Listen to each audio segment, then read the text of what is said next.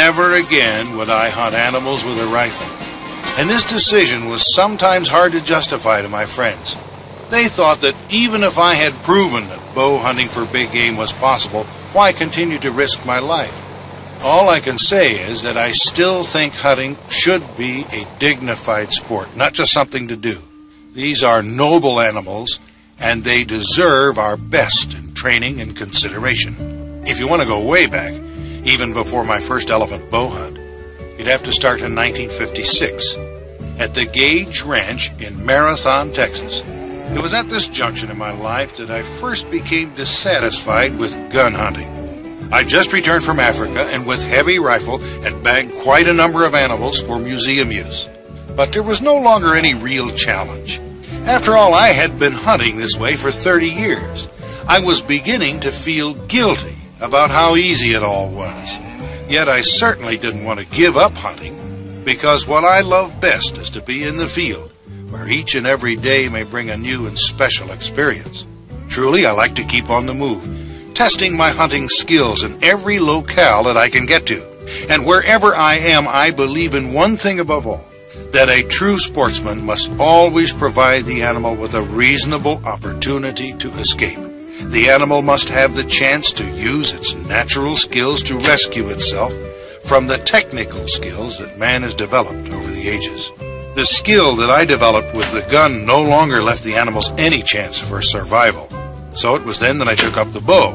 Of course, I was aware of the bow's potential through familiarity with great archers like Howard Hill, Fred Bear, Bob Swinehart, and those early pioneers of bow hunting, Pope and Young. My cousin, Alfred Negley, kindly let me take over a corner of his family's spacious cattle ranch to study the intricacies of stalking with a bow and arrow, although I sometimes caught him out of the corner of my eye shaking his head as he watched me practice hour after hour. My plan was to someday return to Africa and hunt for the same game that I had previously hunted with a gun. But I was not going to go until I felt totally ready, both in mind and body. After practice sessions, I'd drive out into the backcountry, searching for that phantom of the West, the mule deer.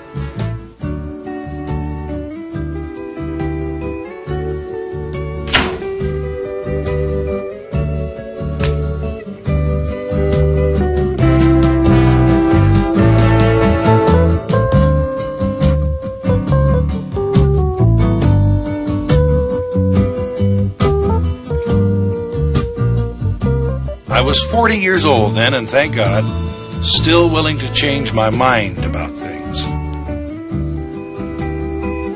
I will never forget the time I spent out on the Gage Ranch training, preparing, learning my limitations and my strengths. And that very next year, 1957, I did return to Africa, buoyed by the proposition of a $10,000 wager on an elephant.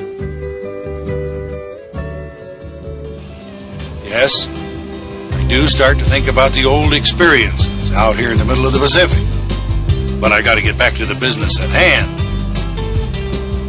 Sailfish are different from big game animals, of course. You are at their beck and call. Whenever they choose to strike is when the action begins, and you have to be alert and ready for that moment. Then, all at once, we raise our first fish.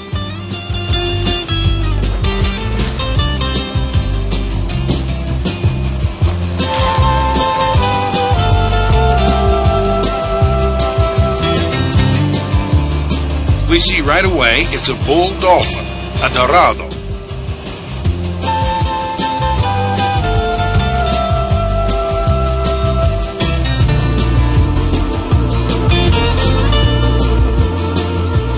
Because they make a delicious meal, I decided to bring him in as a treat for the camp. This one went nearly 20 pounds.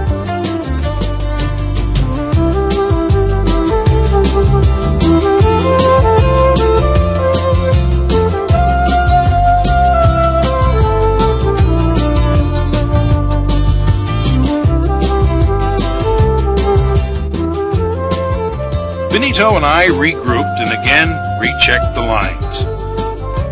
Our teasers were the commercially available plastic squid. Although we did once lose the squid and simply substituted rags tied to a length of line. Worked just as well. Most anything is good, as long as it wriggles around and creates a disturbance on the surface of the water that the fish can spot and strike.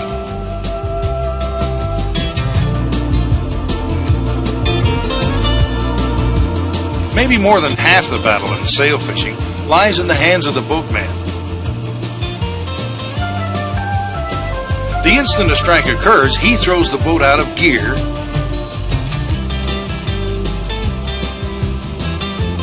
and begins to reel in the teaser. I wait until the teaser is at the exact spot where I can present the fly most accurately. At the same time, the teaser is jerked out of the water, leaving only the fly for the fish.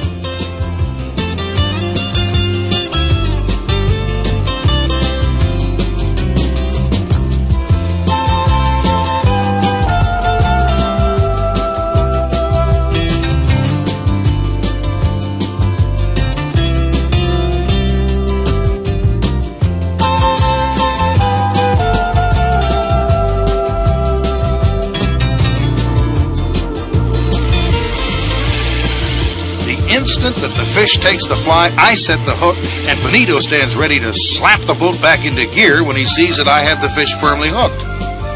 That first sail took off on his tail, slapping across the surface of the water, and the battle was on.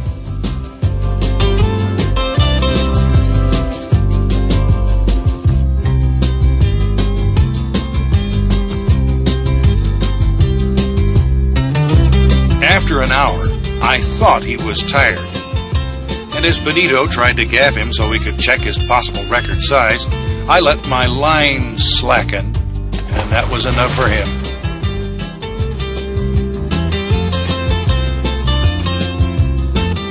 He took off like he had just been hooked.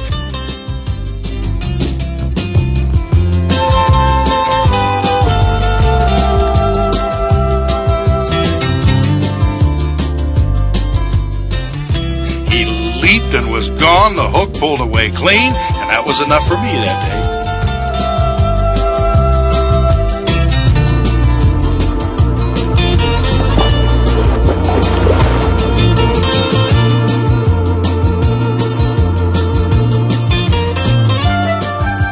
So Benito turned the boat around, and we headed in.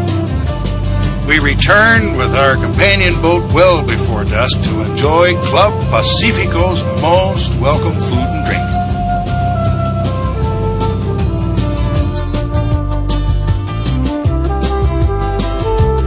Pancho, the club's pet monkey, greeted me, begging for ice cubes hidden in my pocket. In the evening, temperatures hover around 75 degrees. During the day out in the ocean, the heat climbs to over 90+ degrees, and it's the middle of February here.